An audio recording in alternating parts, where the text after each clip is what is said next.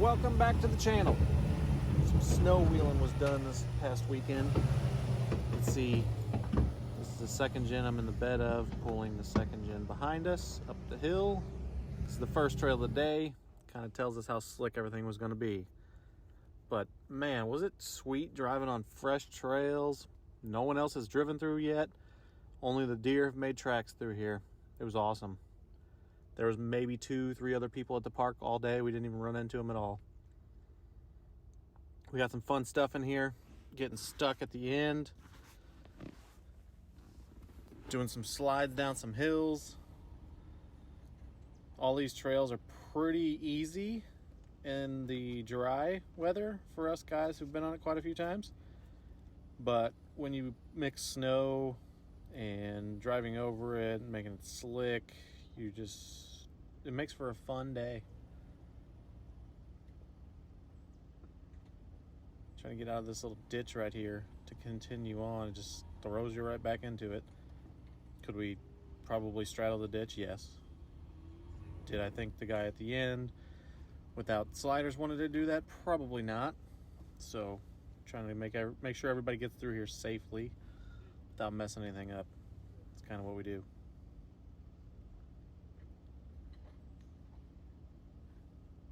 One of the biggest things is I would probably never ever wheel alone, especially in the snow. There's just a spot that didn't think anything of it until you drove over it, and then you drop down and the water's 3 inches over my tires. 37-inch tires, by the way. Which, on that note, yes, like stuff like this, they rub a bit. They rub when I turn, but they also hit frame, and not really sure what I should do with that. Not putting spacers on it to keep it from doing that, because that's only going to hit other stuff. So, needless to say, the solid axle swap can't come soon enough.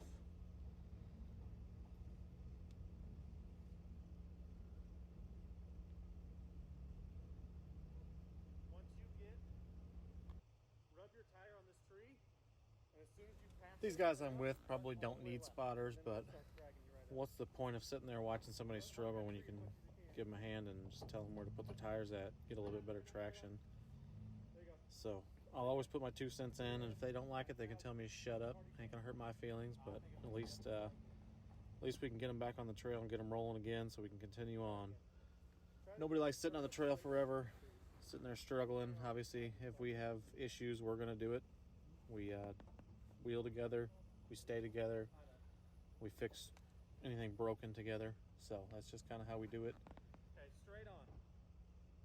Big groups, there's always a couple people that want to bail on the people who sitting there working on something, and it's just like, that's why I like wheeling in smaller groups. It's just a lot easier, it's a lot more fun. At the end of the day, you just seem like you got better friends to wheel with instead of big groups. Too much of a headache.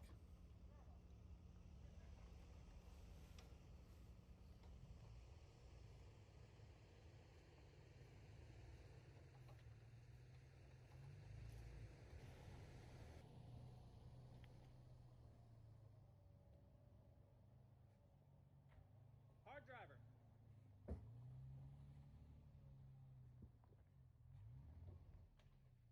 Back up and turn passenger.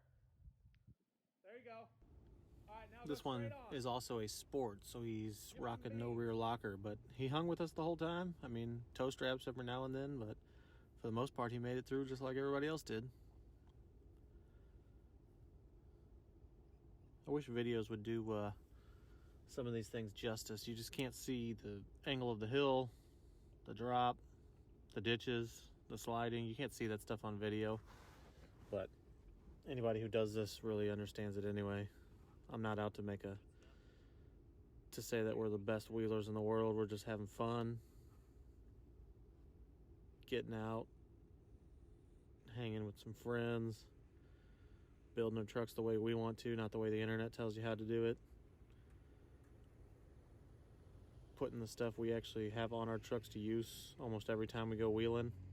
If we didn't have winches and tow straps or all the recovery gear, we used every bit of it this past weekend on pretty much every trail we went on with the snow. There's just spots that are easy, there's spots that are hard, spots that were slick. Everything seemed to be slick. But we don't put the fancy stuff on for no reason. We put it on because we know we're going to use it and we know we're going to need it.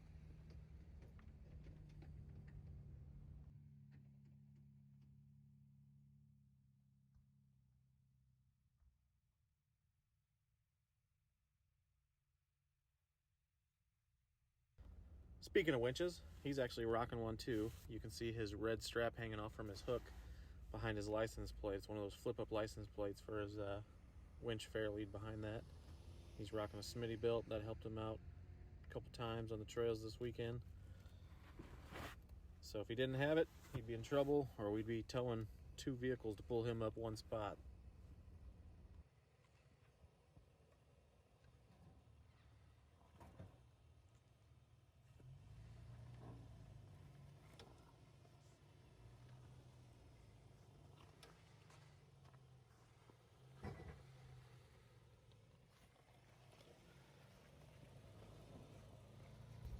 Now, if I could just have somebody walk around with me and film like this, I think we could get better videos for you guys. But for now, we're still rocking me, getting out, putting a camera up, running around, and then falling on the snow like I do right here. Look at the camera all moving. Yep, that's me falling. But yeah. Oh, here we go. So these are what you guys like to call snow nuts. And by the way, the sound's off because I rubbed quite a bit trying to throw this thing sideways. So yeah, I turned the sound off because nobody wants to hear my tires rubbing. It's a little annoying, but it does sling some rooster tails, and that's cool, I guess, if you're into that kind of thing. I do love me some good snow nuts. It's a good time. Here's our little sledding hill that we went down on. This was fun. You pull up to the spot and you kind of just let Jesus take the wheel, and hopefully you don't hit those trees on the left-hand side like I almost did. But good thing there's ruts from the dry weather and the guys climbing this stuff in the mud, because yeah, it would get a little hairy. But Josh's truck does the best going down this thing. It's just whee! Them Coopers are hard, so they slide quite a bit in the packed snow. Just look at them tracks. They're hard. There's no tread on that. That's just sliding all the way down. So here we are in a predicament. Drove over this. I promise you the ground was pretty much flat. There was snow on top of all that ice. That ice was thick. You couldn't even see it. Didn't even look like a mud hole until you dropped into it. And here we are. Couldn't pull it out from the back. Couldn't pull it out from the front. The winch line snapped. Water came inside the cab. Right here. It was fun. Exhausting trying to get out of this hole. The truck almost didn't do it. Truck kept wanting to shut off. There's a good picture of it. Just sitting right in there. That's before the winch line snapped. All that ice was just piling up and the truck just didn't have enough power to pull it out, and the winch line gave up. But we did eventually get it out. It was a muddy mess. Messed up a mud flap. I got ABS sensors all screwed up. But at least we're out. Didn't do much damage to the truck. Lost a traction board. There's a traction board in that rut somewhere. But it was over the top of my tires by about 3 inches. If that gives you any idea. Good times.